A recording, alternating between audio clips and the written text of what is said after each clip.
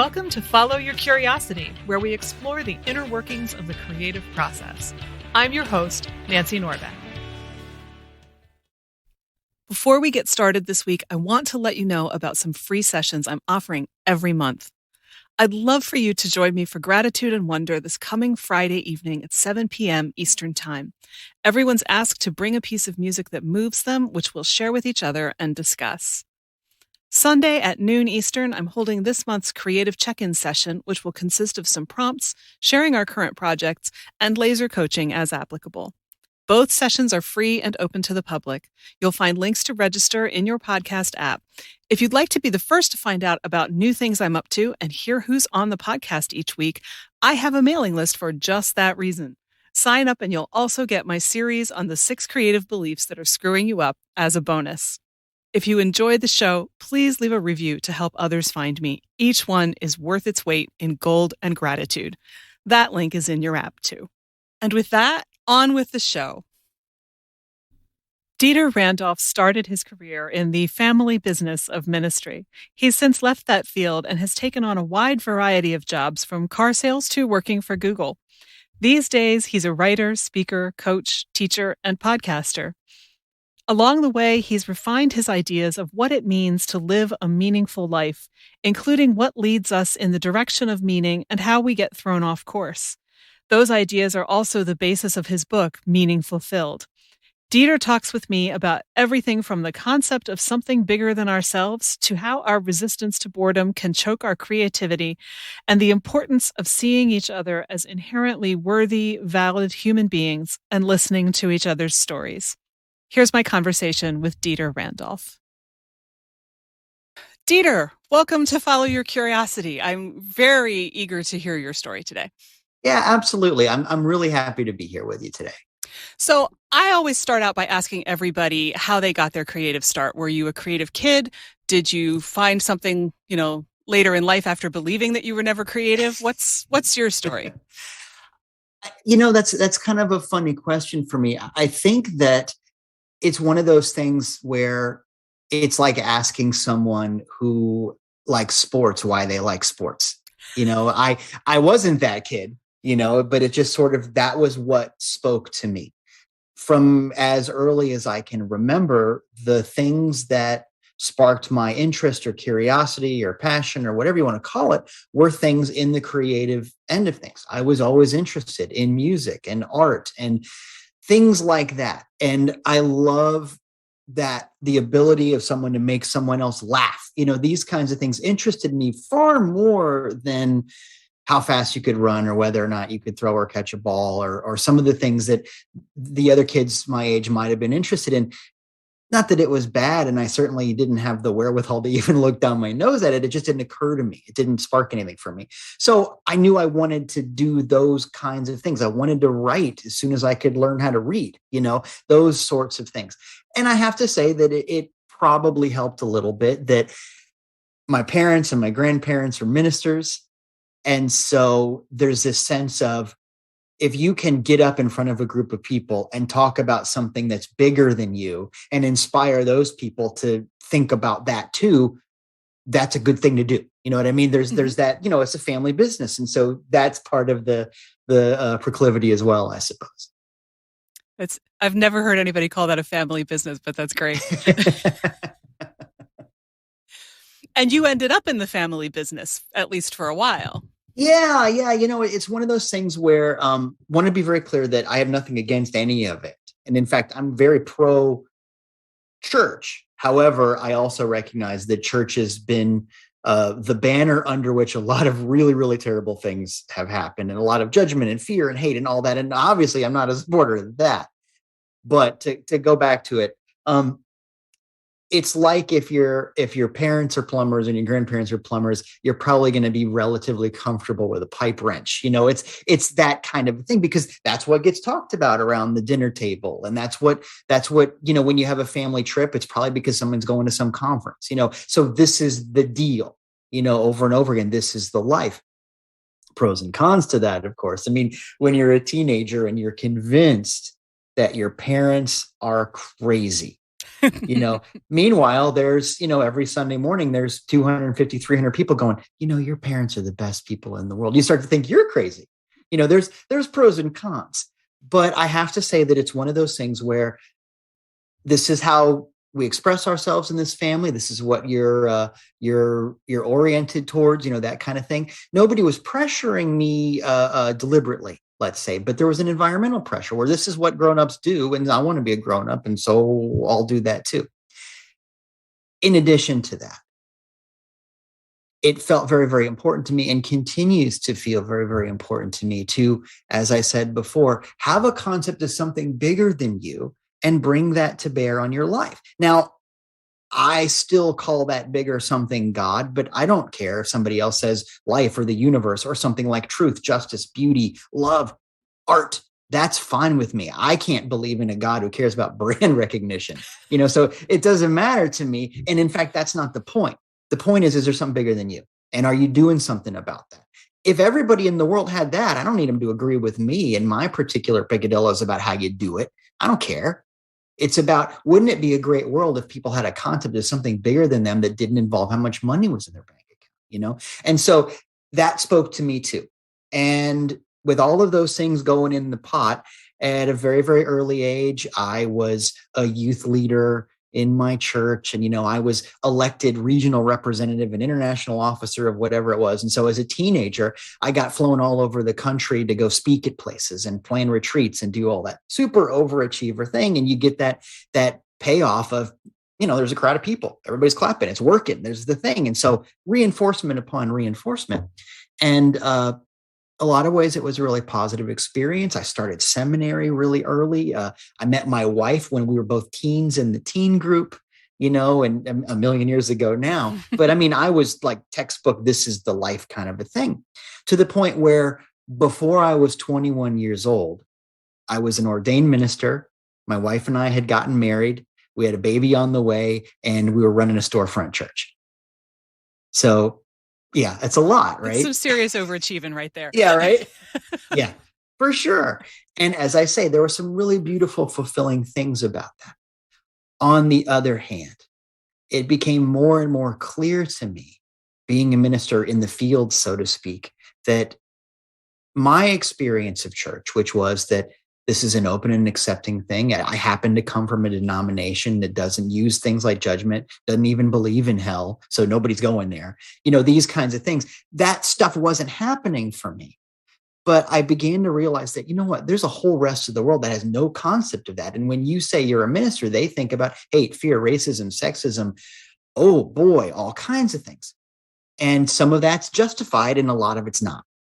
And that's just the way it is. It's like a lot of things, And so I began to realize that this bothered me more and more and more, because that word church and words like ministry, Bible, these kinds of things, no matter what your intentions are, they end up becoming a wall instead of a bridge. And it bothered me so much that I quit doing it.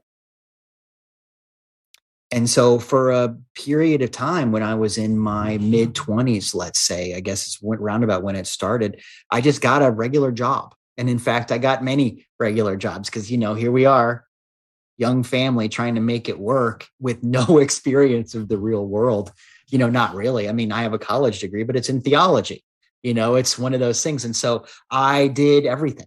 I did computer stuff and I sold used cars and I, whatever you could do, I did everything. And it was a really interesting way to get into the world. I would think so. And I'm imagining that, when you grow up with all of those creative intentions, directions, whatever the right word is there, with the combination of the family business that, in your family, that you had to have seen a lot of overlap there. Ministers get to write, they get to go do a lot of creative problem solving, all that kind of stuff. And I have to think then that actually probably made you pretty good at all of the other things that you were trying, because you had that background of communicating and looking at things through a very different lens. But I could be wrong about that. No, I think you're absolutely right. It has served me well.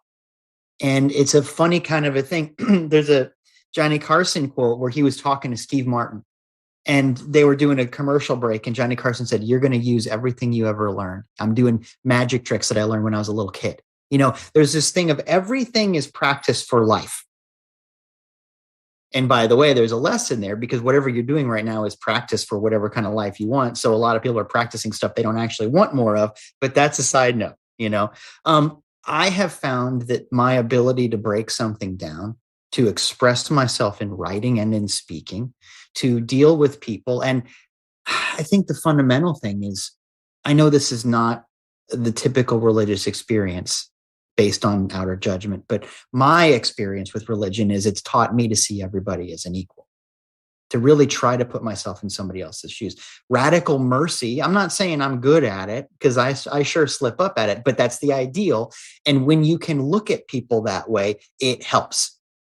Those skills are transferable to anything, right? And the better you get at being able to express yourself, being in touch with something, having a concept of something bigger than you, even if it's something like the corporate mission. Well, that's not awesome, but it makes you a good worker. Those kinds of things, whatever those things are, I have found that they translate. And it's a funny thing, because I ended up in a situation where, for that middle period in my life's journey, the thing that put food on the table and put a roof over everybody's head and all that was computer stuff. I found that I had an aptitude for those kinds of things. And I worked at startups, and I ended up working at Google, and I did the whole gamut of those kinds of nerdy stuff, and what I found was, it was really interesting, because everybody else in the room has got a degree in computer science or robotics or something.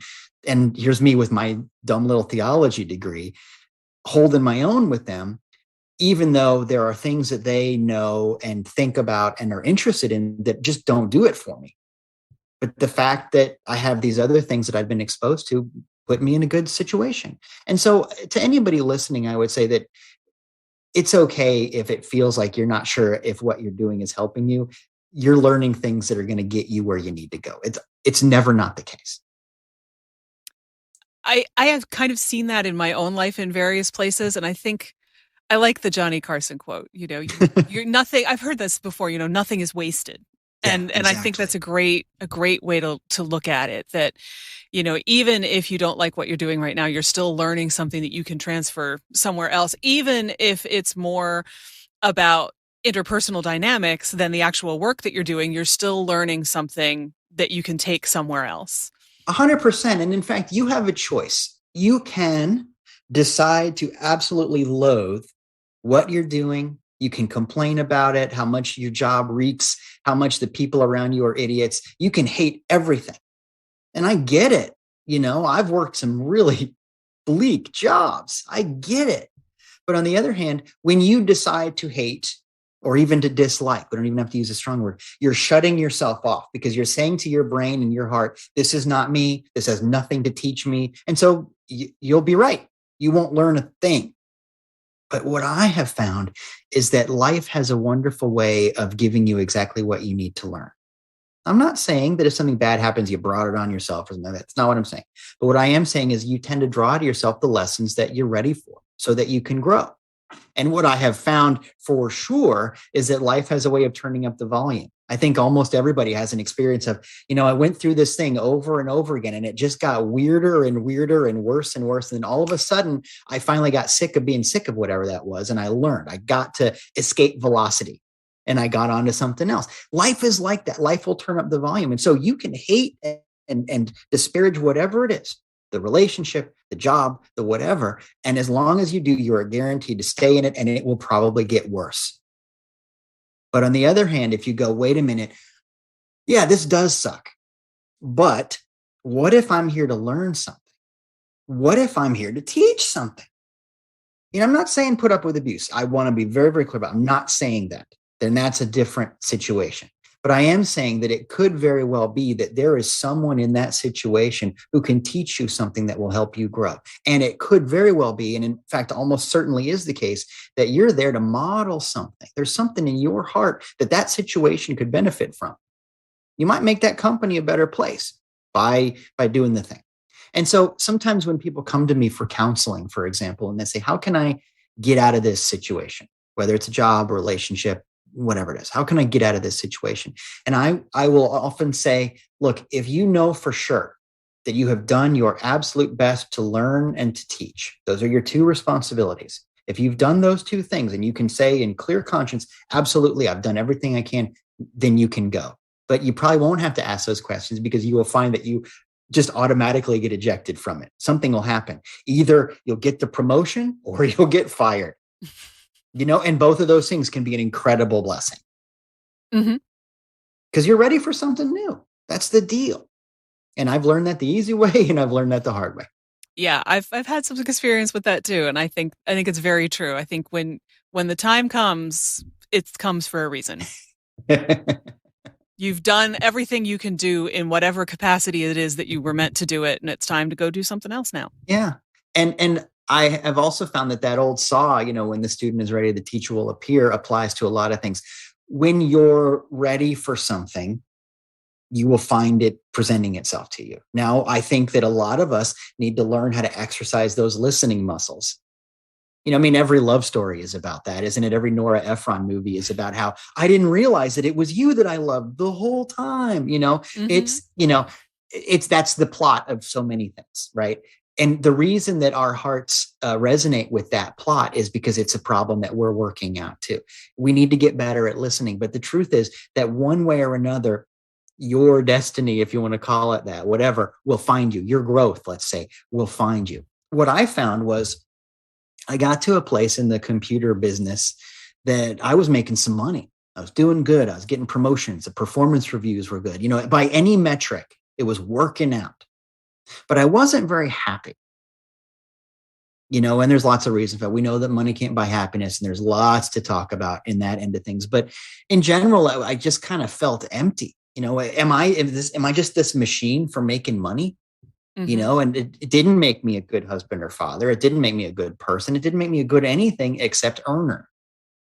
And you begin to realize there's a reason why companies call it human resources, because you're a resource, like a truck or a stapler, and that kind of stinks, right? So I began to feel that.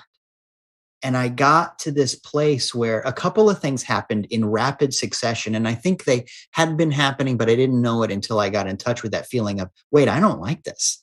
I'm ready for something else to happen. A couple of things happened all at once. I was sitting in the car in the parking lot at work, and I had gotten to this place where I'd get to work and I'd, do the thing, coffee in the morning, listen to the radio, get to work, blah, blah, blah. And I'd have to sit in the parking lot for a second and kind of, all right, here we go. Psych myself up. Do I have my security badge? Do I have my little lunchbox? My whatever? Am I ready to do this? Because I don't want to be here. I just want to go home, or in fact, anywhere. But here we go. And I looked, two things happened that one same morning. I looked around and I saw that there were, I don't know, a dozen other people in their cars doing the same thing, or at least it looked like to me. It's like, okay, here we go. And I got out of my car and I did the dumb walk through the parking garage up to the door. And I walked past a car that had that bumper sticker, and you've probably seen it before. What if they gave a war and nobody came? It's an old bumper sticker. I've seen it a lot of times. But I thought to myself, what if they gave a corporation and nobody came? In other words, I'm not saying there should be a walkout or whatever, although sometimes that's healthy. I am saying, what if this is the sum total of the attitudes of everybody in here? Yeah, of course it's bleak because everybody thinks it's supposed to be bleak. It's a self-fulfilling prophecy. And look, I'm not still at that job. It was a bleak job, but I changed.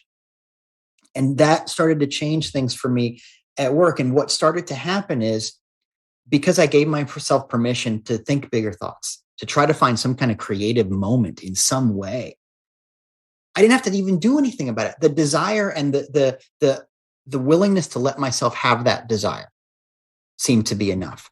And what started to happen is people started to find me. I'd be in some meeting, and this happened, I can't tell you how many times. You'd go in the little meeting room and somebody would say, hey, can you stick around after the meeting? I want to talk to you about something. Yeah, sure, whatever. And I would think it would be about getting the TPS reports together or whatever thing, And then the meeting would end and the person would say, okay, now that's just you and me. I'm going through a divorce and I wonder, what do you think about this and that and the other? Or what do you think happens after we die? And these are things you're not supposed to talk about with HR. You can get fired for this stuff. And so it was this funny, like underground thing that started to happen where I would say, hey, let's go for a walk around the campus, the corporate campus, and we'll walk and talk, and there's these secret things. And I wasn't doing anything unethical by any stretch, but it's just you're not supposed to talk about these things. But what I found was that was so much more fulfilling than anything else. And so I started to go, okay, well, I've got this. I don't want to do church, at least not in the way that I thought. And I didn't know that there was another option because I knew I couldn't do it the way my parents did it and my grandparents did it, because that machine didn't put out a product that I wanted to participate in, But I thought, well, that doesn't mean you can't have these thoughts. And I got to this place where I realized that, you probably know this, but the word church comes from the Greek, and the real word is ecclesia, like ecclesiastical. Mm-hmm. It comes from that word. And it means a community of called out people. And that has two meanings. It means that we feel called by something bigger than ourselves, but also that we call each other out. In other words, when you're acting like a jerk, I hold you accountable for that. I call you out because that's what love does. And I realized that that's the definition of church. It has nothing to do with a building. And in fact, my spiritual heroes, so to speak, and I would argue probably everybody's spiritual heroes, did something that fulfilled that definition, but they didn't have a building they went to on Sunday morning. Church doesn't mean here's where we go and we feel guilty for a while and then we go have brunch. That's a terrible definition, although that's most people's definition when you boil it down. And I started to say, okay, well, what does it look like when it is a community? What does it look like if we don't even use the word? Because the word has been used to talk about something that really weirds people out. So I'm a big believer in taking back your language, but on the other hand, I want to be able to communicate. And so I don't care about the word. Just like I don't care what people call the bigger thing. Just like I don't need people to agree with me. It's not interesting to me. I don't need you to sign something before we can be friends. It's weird. And so that was the kind of garbage that I got sick of in the corporate world. So why would I want it in my spiritual practice or my creative practice or my whatever you call it? And so I started to do things differently, and this opened up a new chapter in my life. And so here I am talking to you, and I'm really, really grateful for it. It's an amazing story. And it's just now, as you said, the same thing that happened in the corporate world. I never really thought about it before, but so much corporate culture is about, rah, rah, our stuff. Yeah. And I mean, I've only worked one. Yeah, I think it was just the one, aside from temp gigs, like in college and on summers and whatever. I only ever had one job that was a truly corporate for-profit job. Uh-huh. And part of the reason that I have never gone back to for-profit is that I got so tired of hearing the word revenue that I was just like, I cannot be here for revenue. I need to be here for something bigger than that. Yes. And yet, you do find that culture that, you're supposed to be a believer in the corporate stuff in a similar way as you're supposed to be a believer in all of the church stuff. And I'd never thought about that before. And like, how is it that human beings are so, or seem to be so primed to want to be in that kind of environment or to create that kind of environment, whether or not everyone who's in it can really get with the whole rah, rah, I'm wearing my swag, I'm, doing the right thing kind of program? I think that we have been conditioned for that. And I don't believe in some big conspiracy. That's not what I mean. I think it's a gradual evolutionary in the sense that we worked into it, not evolutionary in the sense that it's particularly better. It's been a process. And I think that it starts in a lot of little ways. But just as you said, there are tremendous parallels between what go on in the corporate world and what go on in the mainstream church world, to the point where you drive by a new church building and it looks a lot like a corporate campus.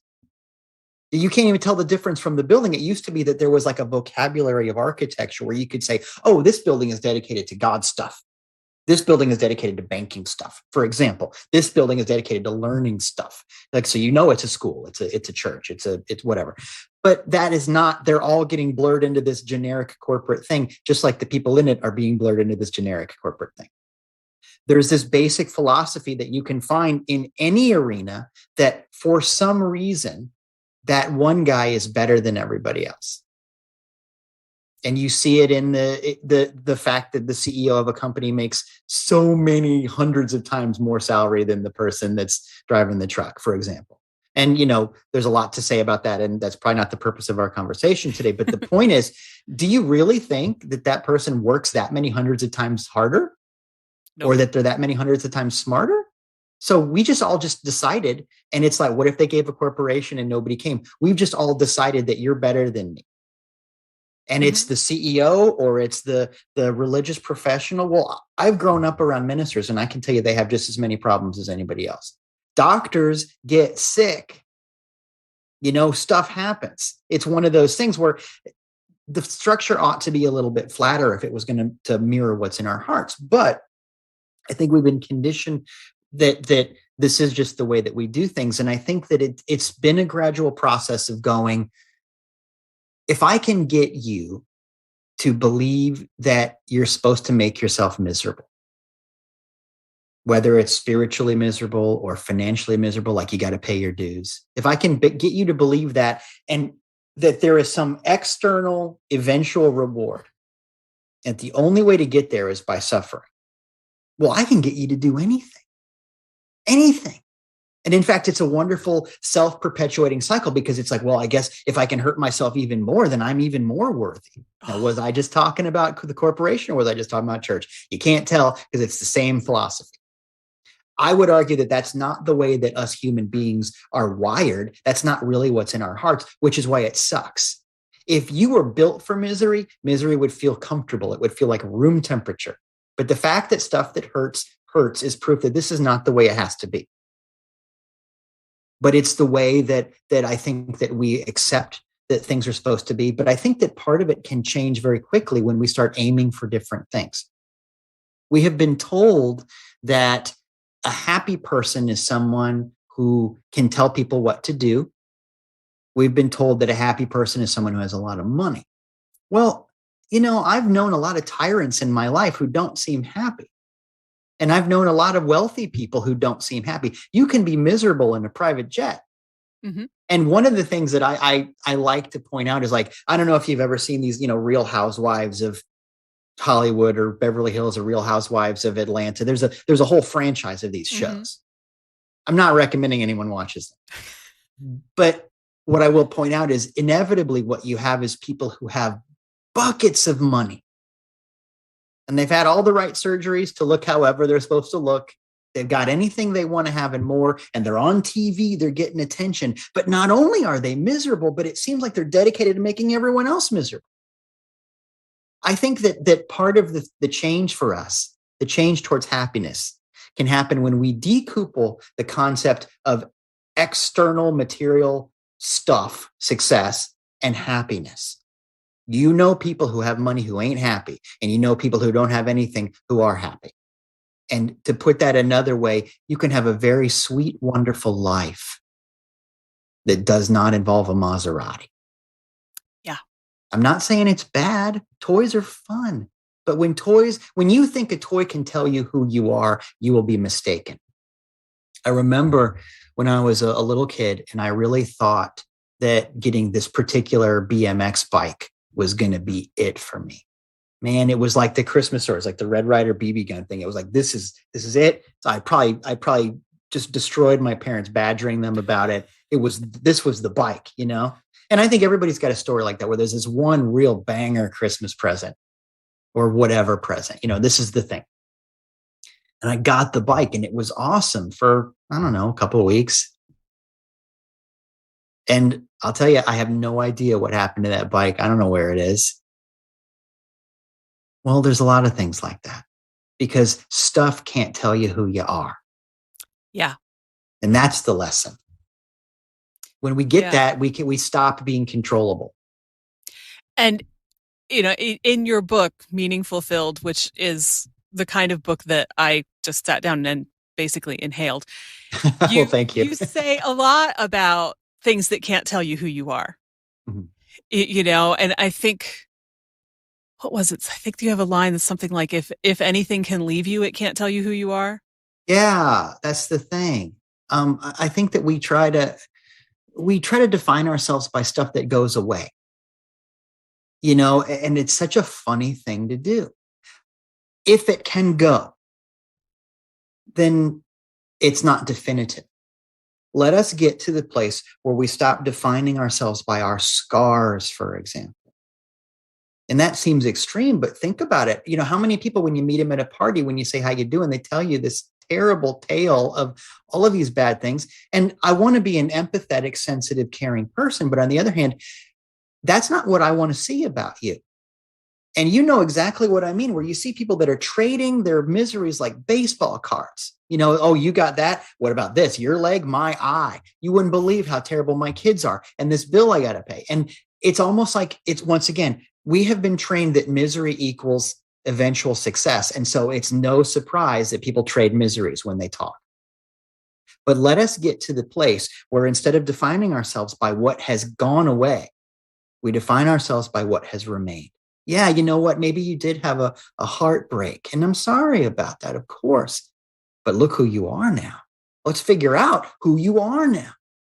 Because there's this amazing thing that happens in every hero's story when they don't get what they want.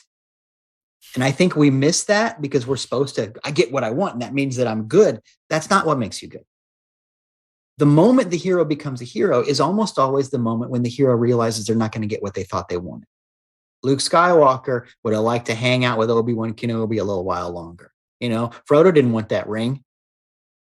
Harry Potter would have liked to hang out with his mom. It's one of those things where it's every story.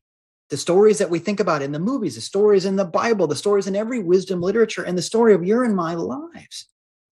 The definitive moment is often the moment when we don't get what we want, because it's in that moment that our ego gets out of the way. And we go, oh, wait a minute. What if life is not about me and my ego getting justified? What if love, for example, has to do with getting outside of a comfort zone? Because love is really inconvenient. For example, it's a pain. But, oh man, art, creativity, following your dreams, these are not things that have to do with validation. Can you imagine Van Gogh going, oh man, I really hope that people like this. And I'm not going to paint stuff that nobody likes, Well, guess what? And that's every artist. And that's every writer. And that's every celebrity, not celebrity, but every person who's famous for being good, let's say. Celebrity was the wrong word entirely, but you know what I mean. Mm-hmm. But it's that. So I think that let's get to a place where we define ourselves by, yeah, that didn't work out at all, but look what I figured out. I'm stronger now. I thought that thing could define me, but it's gone, and here I am. Well, I just learned something through that process. And look, I'm not saying that people should go looking for heartache, but I am saying that everybody has some. And it might be a better story than you think it is when you look at what has remained after the garbage has been taken out. Right. And I'm even thinking, you gave Luke Skywalker as an example. Luke Skywalker not only doesn't get what he wants, he wants to know who his father is. And turns out, yeah, that's not the thing at all, man. Yeah. No, holy cow. On top of, this is not the father I had imagined. It's like, wait a minute, I came from this? Yeah. Wait, what? Well, and it's that beautiful reversal. And as funny as it is, we know now that George Lucas was pretty deliberate about doing that whole Joseph Campbell hero's journey thing. And that's the story that our hearts tend to tell over and over again. But there's this beautiful thing of Luke Skywalker's redemption arc. And let's say Darth Vader's redemption arc has to do with Luke going, oh, wait, the outer definitions of fatherhood don't matter. And Luke, spoilers, but I'm sorry, Return of the Jedi came out a long time ago, boys and girls. But that redemption has to do with Luke going, look, the outer definition isn't what I want here. I'm going to act with love in this situation. And that's what keeps him from going over to the dark side. And there's some real life. One of the reasons that the Star Wars thing is something that people like me and maybe you too, and I nerd out about that and was so happy that my kids got old enough to where we could go, this is this. We're going to watch these movies. We're not going to watch the prequels, but we're going to watch these movies. That becomes a very important thing because that story is a beautiful story about what love looks like in a funny kind of way. And that's everybody's story. Yeah. But it has to do with not getting what you want, at least not in the outer. Mm-hmm. And it also comes back to that idea that there's something bigger than you out there. Yeah. Yeah.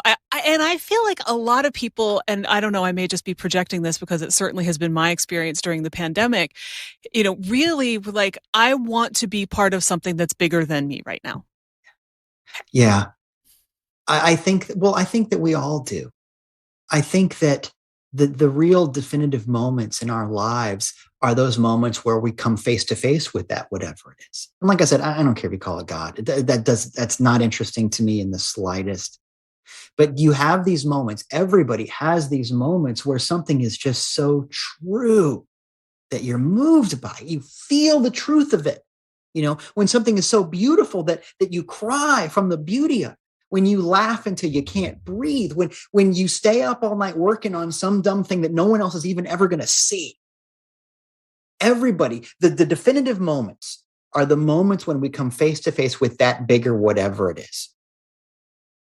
Think about how you feel in those moments when you lose track of time versus how you feel in those moments where misery is currency, like the corporate world or whatever. And you'll know so much about what you're really made out of. Yeah. And you also, and this has been a recurring theme with a couple of guests on this show, but when you are in that thing where you lose track of time, you can be up all night and not feel exhausted the next day because it energizes you. Whereas the stuff that makes you miserable just grinds you down to the point where you're like, I don't even have the energy to open my eyes anymore, much less do anything else. Yeah. And yet, it strikes me that, we seem to have, for whatever reason, and I tend to blame the Industrial Revolution a lot for things like this, but we seem to have really created a world for ourselves where we're much more inclined toward the miserable, even though you would think that the things that keep us up at night because we love them would be the things that would naturally pull us in. Yeah. Why is that seem not to be where our inner compass is pointing? I mean, I think it actually is. It is. But that's the reason the other thing sucks is because you're fighting your nature. Yeah. But again, and I think that Industrial Revolution has a lot to do with it. I think that's really, really true. I think that there's this switch that happens. And I suppose you could argue in turn that the Industrial Revolution, the way it happens has to do with the way that religiosity happened. You could blame the church for it. You can blame, there's this little web, but it happens around that time. And it's really, really interesting.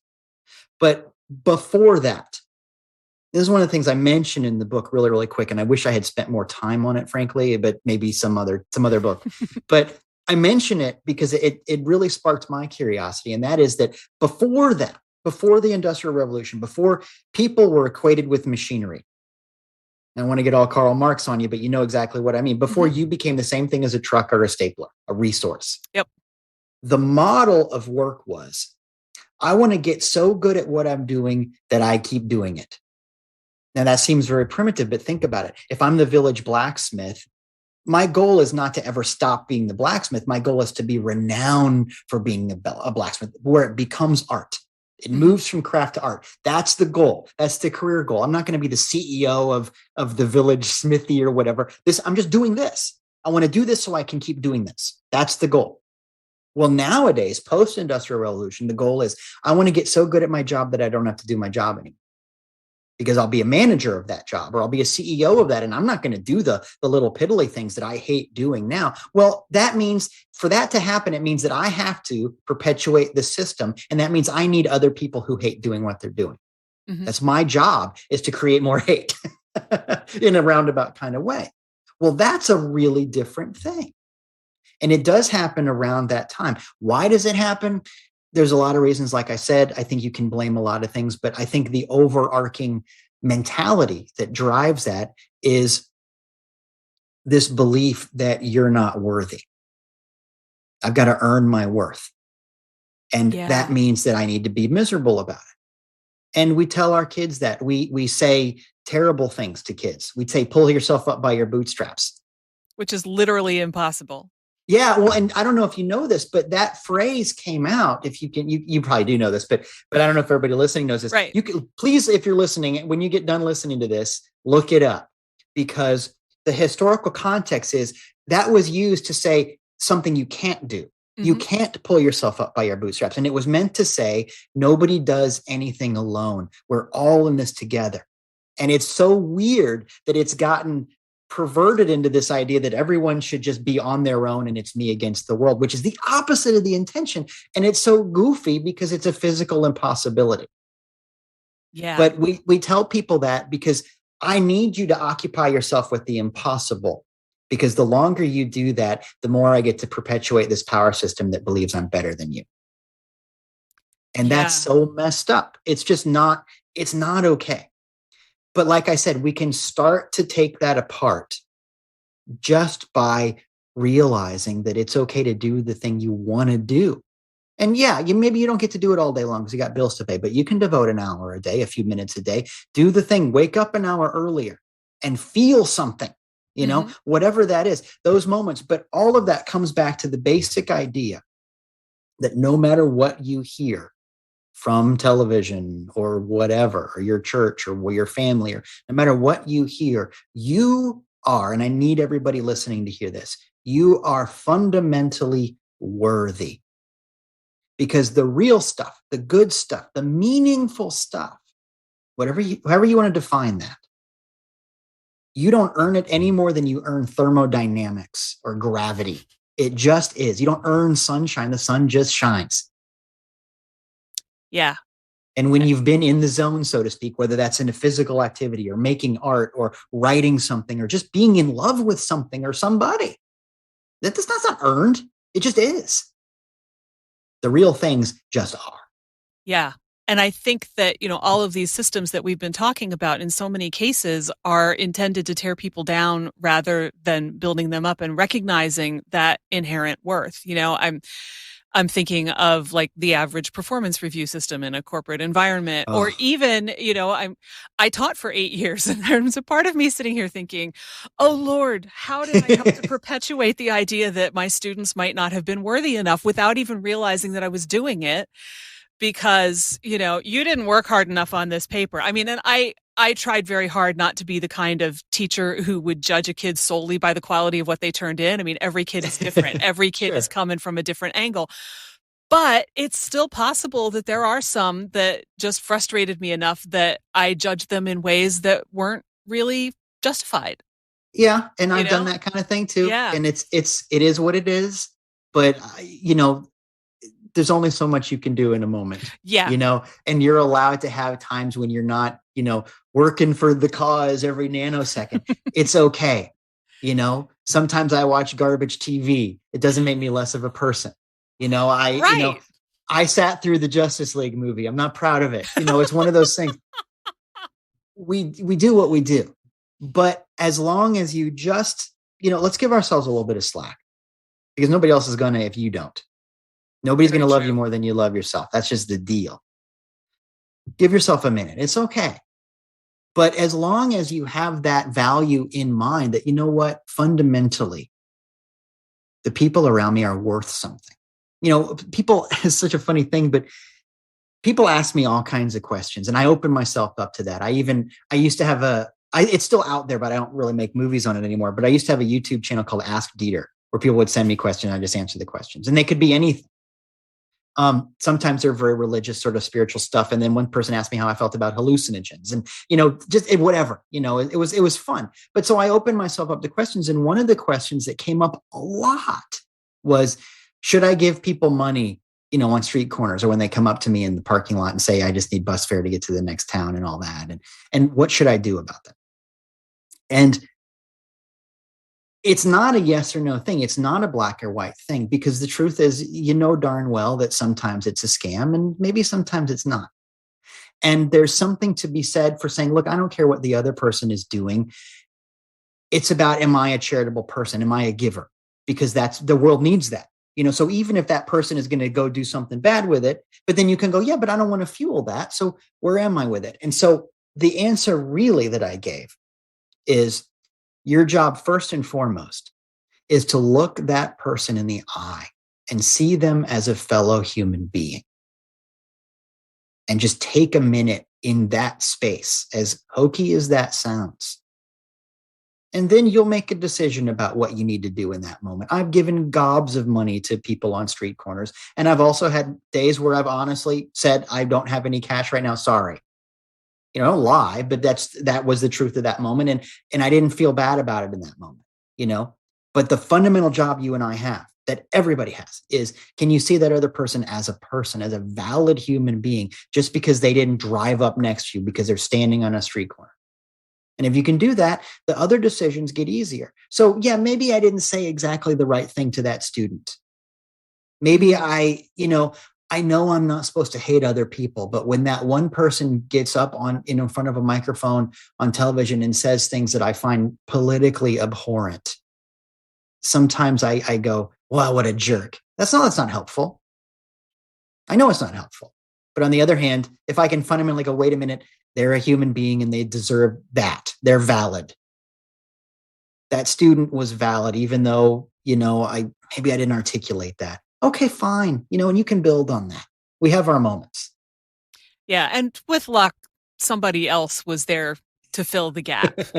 Well, that's the other thing. It's like, you're not in charge of the salvation of the planet. It's okay. Yeah. We don't operate in a vacuum. Yeah, exactly so.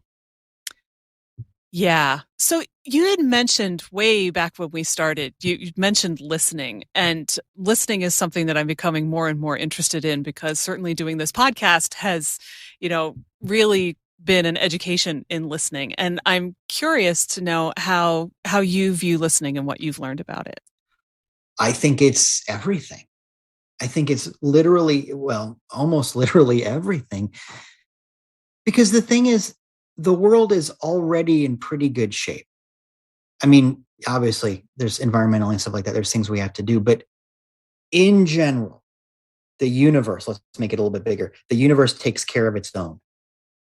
The universe is really good at infinity, for example. You want you want to count grains of sand? You want to go that old thing of how many apples is in an apple? So you take the apple, you plant the seeds, you get a tree, you get more apples, you plant the seeds. The universe is really good at infinity. How much love is there? How many ideas can there be tomorrow? The universe is really good at this. Maybe I'm not always, but that's on me. My job is not to try to impart my will upon the universe. My job is to learn how to listen. A good person is a person who can go with the flow. As hokey as that sounds, there's something really, really beautiful about that. Learning how to listen and go, wait a minute, this is the thing. And I'll put that a different way. How many times have you or me or anybody listening gone, oh, I knew I shouldn't have said that. Yeah. Or I knew I should have done that. Or the car keys were right there. Or I'm watching this program on BBC and there's only like 12 actors on the BBC. So I know that guy was in this other thing I like. What was he in? The moment you stop looking for it and you just sit there for a second, you remember, oh, he was in Father Brown. It's that thing. Mm-hmm. And it has to do with learning how to listen instead of trying to fill that space. And unfortunately, it's something that we as a culture are not super good at. And in fact, I don't want to sound too doom and gloom, but getting progressively worse at is just sitting in the silence. When you think about how many inventions, breakthroughs, revolutions came about from boredom or frustration, and we are a culture that is not good at being bored. Yeah. When you're in line at Chipotle and there's 12 people in front of you and everybody's on their phone, or I can't be in the car and, my son is 23 and he's so much smarter than I am and he's amazing. But every time I get in the car with him, there's about 5 minutes of him finding the right music on his phone that connects up to the car. And that's valid, But on the other hand, I'm like, it's a mile away. We're going to the grocery store. And it's that. And it's that times a million things. When I was a teenager, I didn't have GPS because there's no such thing because I'm old. And we would just drive around. And I remember driving around just like, where does this road go? And that's not a thing. And look, this is not me going, these kids today, get off my lawn. But this is me saying, I think we could benefit from learning how to cultivate silence. What if you just were bored? Yeah. Jenny and I have a thing, my wife, Jenny and I, where we have no tech Tuesdays, and it's kind of hokey, but we just sit there, and maybe we'll put on some music and, we'll just sit there together. And it just so happens that she's an incredible, brilliant, dynamic person, and she's fun to talk to. But whoever you're with, what if you just turned the music off when you drove the car? What if you sat on the couch and you didn't have NBC tell you what's cool? NBC, that's how old I am. Netflix. But you know what I mean? What if you didn't have to be entertained? What if just sitting there was more important than whatever? Nowadays, it's very hard to just watch a movie without also playing Candy Crush. Right. Or whatever it is. And you get so much more out of it. You want to be a good husband, wife, boyfriend, girlfriend, whatever, put the phone away, put the distractions away, and just listen. I remember when I was a little kid, my dad said, if you want to have friends, you want to make friends, ask a person questions about themselves and listen. And that's a little bit of a Norman Vincent Peale technique, I suppose, but it actually works because learn how to listen. Beautiful things happen out of that.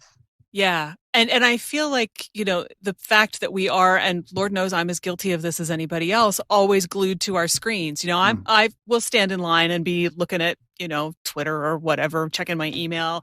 And even the whole time I'm doing it, I'm thinking, this is stupid. I do not need to be doing this right now. Yeah.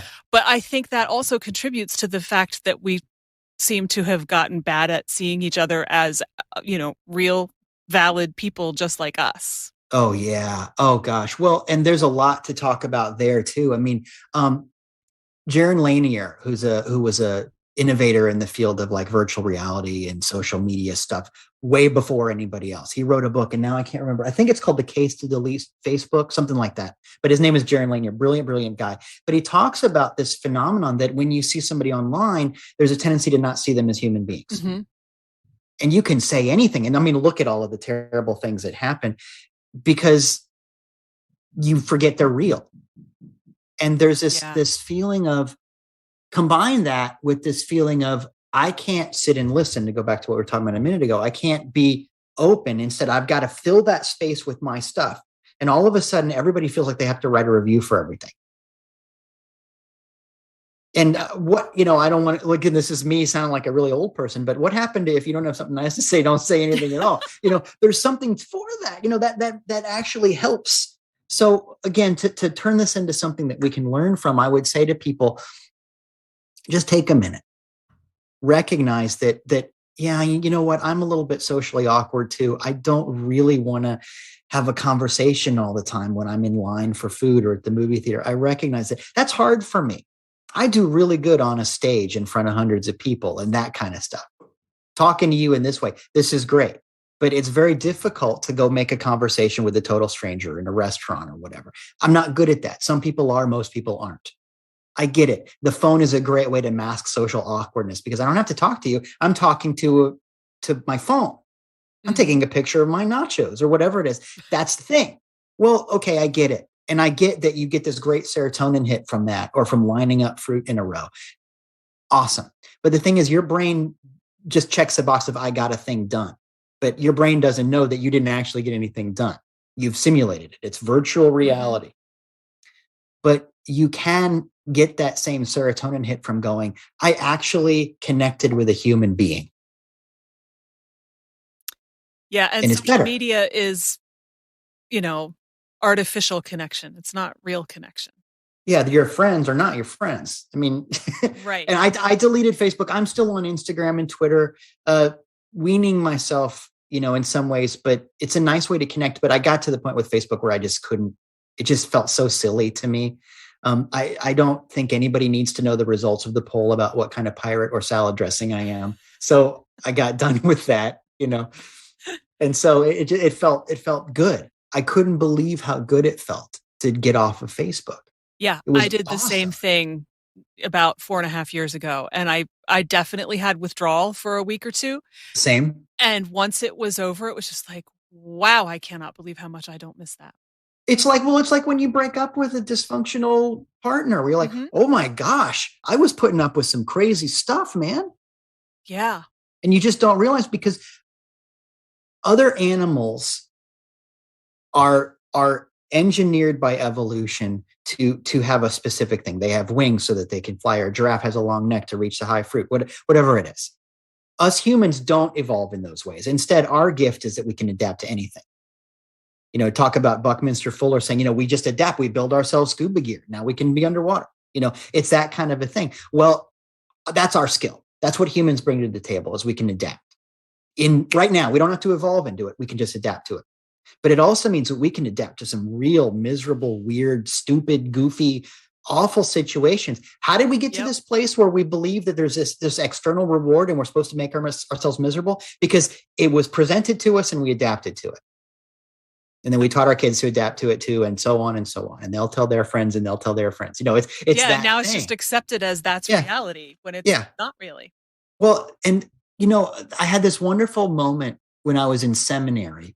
We had to watch this movie called The Mission, Robert De Niro. Mm-hmm. And it's not a real upper of a movie. It's kind of a downer. These terrible things happen. In the end, after all these terrible things happen, this one person goes, well, it's the way of the world. And this other person says, no, such have we made the world.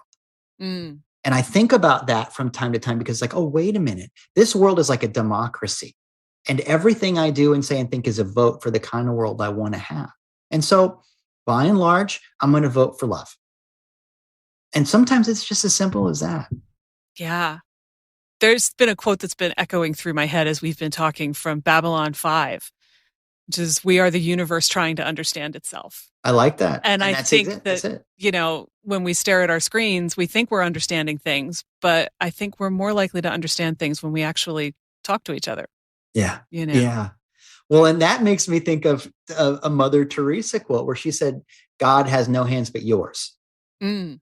And it's in a funny way, if you squint at that, it's the same sentiment in a kind of way. You can wait for something to happen to you. And that's a byproduct of this eventual reward mentality, is that someday my ship's going to come in. Someday, all of a sudden, things will change. Well, no, go change the thing. Specifically, change yourself. Because you are, if you want to say the divine, or if you want to say creativity, inspiration, art, truth, beauty, love, whatever that is, you're that in action. You are love and art yearning for itself. As hokey as that might sound, it's true because it feels right. You know it when you're in it, So do that instead of waiting around for something. Get good at it, and beautiful things can start to happen.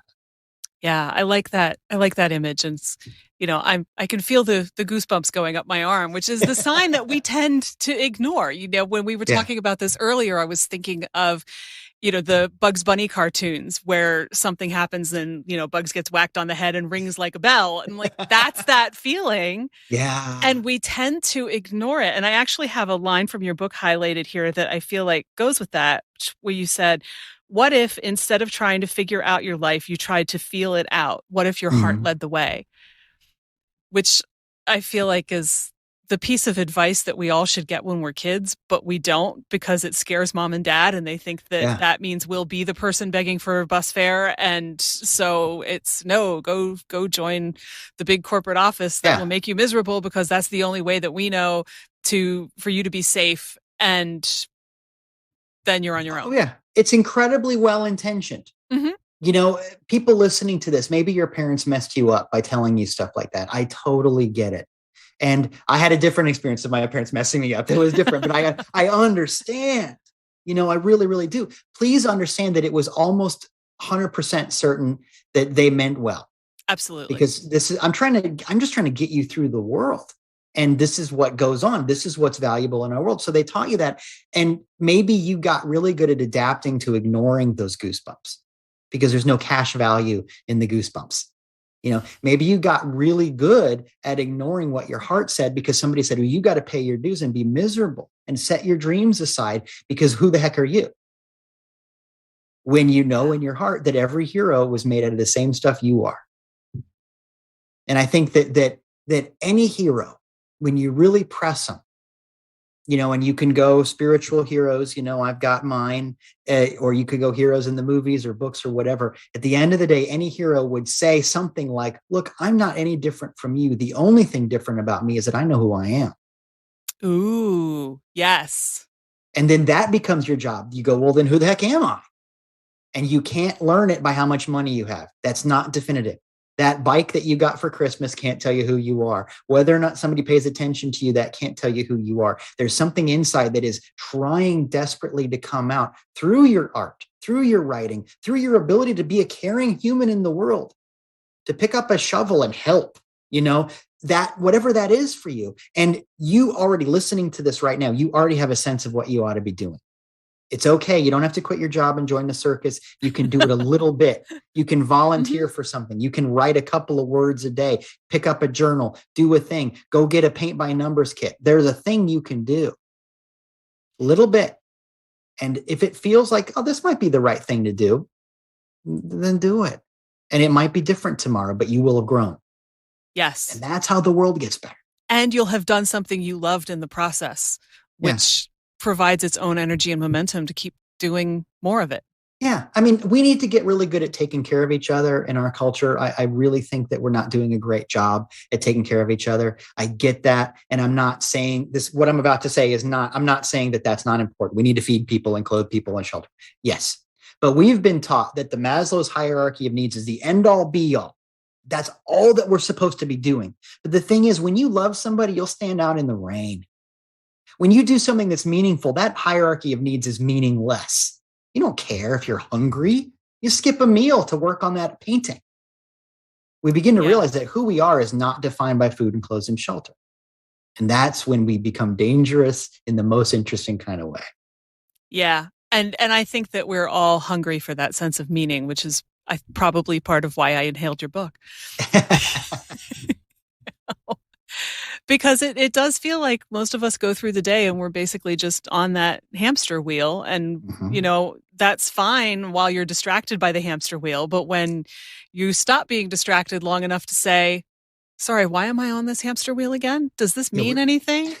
Then a lot of us run back to the hamster wheel because we'd rather not think about that question. Well, it's the Matrix, right? Yeah. There's a lesson in that movie. Some people want to get plugged back in because it's so comfortable. Right.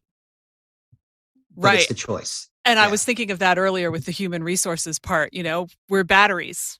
Yeah. That's how human resources views a lot of, people. I was thinking about you. Did it resonate or register? I'm trying to say both at the same time. That never works. Resonate. Yeah. Did it hit differently back in the days when they called that personnel? Did people seem more human? Yeah, the days when we called it personnel, that when we put the word human in it and followed it with resources? I think it had to have. Yeah.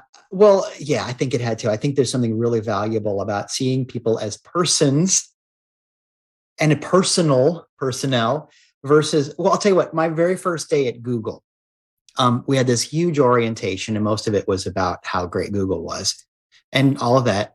And there was this one guy that got up and talked about security, and Google is a very, very secure company and they take it very, very seriously, and hats off to them for all that they do and all that. Not saying anything bad, but the guy giving the presentation about security kept referring to people who weren't at Google as humans. So we would say, humans do this with their passwords. And it was so creepy. I'm like, where are you from? Are you a Vulcan? What are you talking about? Yeah. And I know he didn't speak for the company. It was just this guy's thing that he thought was a cool thing to say, but it really resonated with me how much that didn't resonate with me. Yeah. It was such a weird thing. So it's not personal, it's human resources, which is like something an alien would say. Right. And it's like a Soylent Green scenario where, I'm a sandwich. It's like, what is this? That's not valid. And once again, I think it is the natural out picturing it as the natural evolutionary step that begins with industrial revolution, thinking of how many widgets can I churn out, and how can I optimize this person, churn out as many as possible. Well, of course, eventually I'm no different than a delivery truck, because that makes the most sense for that modality. Right. And it's not your boss's fault. This is the paradigm, but we need to change the paradigm, even if it means that you're not going to be a billionaire. That's going to have to be okay. Because really, we don't need any more rich jerks.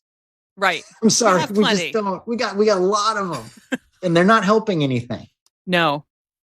Well, we are right around an hour, and I want to be conscious of your time, but there is one other thing that I just need to ask you, if that's cool. Yeah. So people who are listening cannot see this, but on Dieter's wall, he has what appears to be an authentic full-length Doctor Who Fourth Doctor scarf with the hat, which is how I knew that Dieter and I were going to get along. Not that I really had any doubts, but that was the final sign. And I'm just curious to know, I mean, I started watching Doctor Who when I was in like 9th grade. Mm-hmm. And so I didn't realize until, I don't know, 7 or 8 years ago, maybe, how much of an influence it had on the way that I see life and the world and our place in it. And I'm just curious to know if you have any sense of how much it's influenced you. Well, I encountered the Doctor when I was a little kid. My parents were big BBC nerds, and it didn't hurt that we lived in a little town in Iowa where their church was at the time when I was little. And so there was nothing going on, and we didn't have cable. There wasn't a lot of channels. And so, PBS would show BBC stuff, and so when I was probably way too young for it, I was watching Monty Python, for example. and Doctor Who was a big deal. And Tom Baker, the Fourth Doctor, was my first Doctor. And so he weighs heavily on my psyche, him in particular, but I like Jodie Whittaker an awful lot, and I like Matt Smith an awful lot too. But any of them are good, because what I got out of that was the crazy and, in fact, subversive, let's say, idea that if you're really smart, you're also playful. Because I think that a lot of times we are fed the idea that knowing a lot closes you off and makes you stodgy, ivory tower stuff. Well, the Doctor knows more than anybody, and he's the happiest, most childlike person, because the more you know about the universe, the more you realize that there's love, that it's fun, that this is something to laugh about and have wonder at. That's the defining characteristic of the Doctor, no matter who's playing the Doctor, is wonder. Mm-hmm. And I think that there's something really beautiful about that. And I think about the Doctor all the time, because I want to make sure that I keep in touch with that my ideal is to open up more and more instead of closing off more. And David Tennant's incarnation of the Doctor, he was talking to some bad guy, and there was a lot of people that died, and the bad guy said, well, it wasn't anybody important. And David Tennant said something like, I've never met anybody who wasn't important. And I think about that a lot. That's like the worst thing you could say to the Doctor. If you really tick him off, that's what you should say. In a world where, and we talked about Star Wars, and obviously that made a big impact on me as well, and all of that. But in a world where a lot of our heroes have to do with shooting stuff, as a little kid, I encountered this idea that the Doctor would not hurt anyone. Nobody dies today. That's a Doctor Who line, and I thought, wow, that's so much closer to what feels right to me. And so this idea of wonder and play, and that the universe is a crazy, weird, silly place to marvel at, is so deep in who I am. I have a sonic screwdriver in the other room. This is the thing. And so, anybody listening, go watch some Doctor Who. The old Tom Baker ones are pretty cheesy now. The special effects are awful, but he's so great. But Matt Smith, Jodie Whittaker, any of them, it'll teach you something. Yeah, even with the low budget special effects in the old ones, there's always an idea or an ideal, often both, behind it that compels the story regardless, is what I always find. And absolutely. And I discovered what I had learned from it when I sat down to make a list, and maybe it was Maybe it was for the 50th anniversary. So that's actually a few years more than I would have thought. Maybe it was a little bit after that. But, whatever year it was that number of things that I learned. And Oh, I love it. I I love started it. out just thinking, oh, I'll probably have like 5 things. And, after you get past reverse the polarity of the neutron flow and silly things like that, I discovered all of these layers that were so much deeper and more interesting. And that was when I thought, well, okay, it's like the 53rd anniversary. I'll see if I can come up with 53 things, and Nice.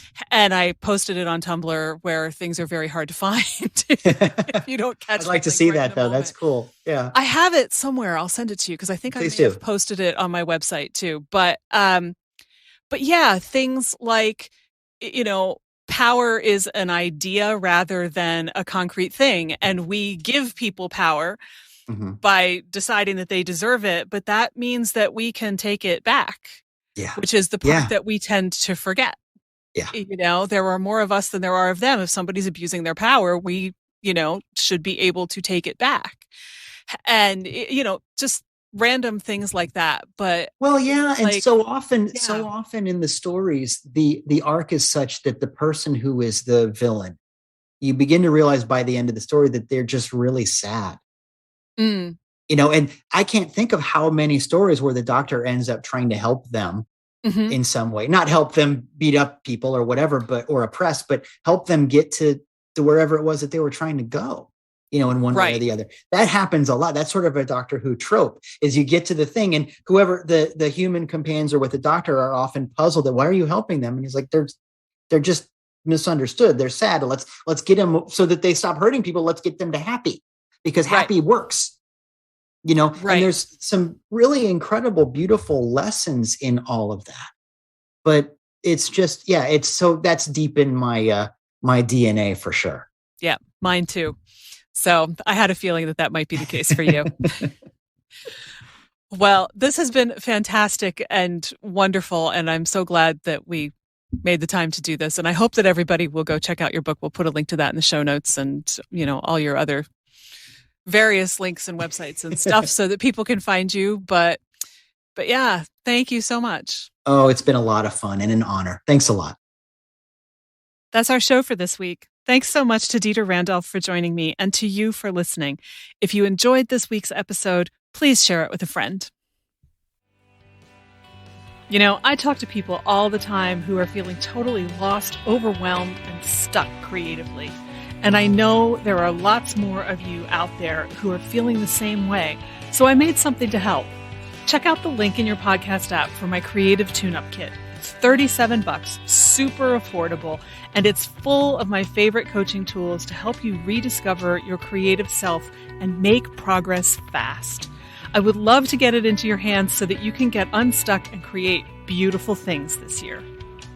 Follow Your Curiosity is produced by me, Nancy Norbeck, with music by Joseph McDade. If you like Follow Your Curiosity, please subscribe, rate, and review on Apple Podcasts or wherever you get your podcasts. And don't forget to tell your friends. It really helps me reach new listeners.